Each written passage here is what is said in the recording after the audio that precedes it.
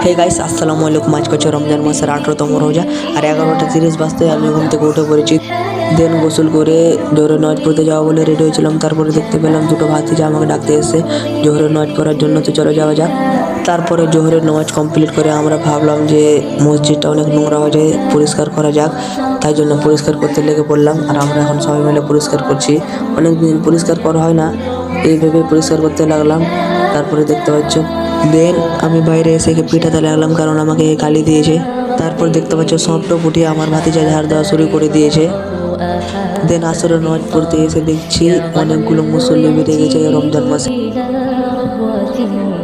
তারপর গাইস হাঁটতে হাঁটতে আমি দেখতে পেলাম ওই যে ছোট পেঁপে গাছটা লাগিয়েছিলাম, সেটা আর ছোট নেই, আজকে বড় হয়ে গেছে আর ফলও ধরেছে। গাইস ফল দেখে আমার খুব খুশি হচ্ছে। তারপরে আসরের নামাজ কমপ্লিট করে এসে এই ধানের জমির ধারে বলতেছিলাম আমি আর আমার ভাতিজা। দেখতে পাচ্ছ ধানের জমি কত সুন্দর হয়ে আছে। তো দিন এখন বাড়ি যাব, কারণ দাঁতল করতে হবে। হাতে দাঁতল নিয়ে বাড়ির বাইরে আসতে দেখে আমার ভাতিজা দাঁতল করছে, যদিও রোজা করেছে কিনা জানি না। দেন ফ্রেশ হয়ে উজু করে ইফতারে বসে পড়লাম আর মাগরিবের আজান শুনতে আমি ইফতার কমপ্লিট করে ব্লগটা ইন করছি। চ্যানেলটাকে সাবস্ক্রাইব করে দিও। টাটা।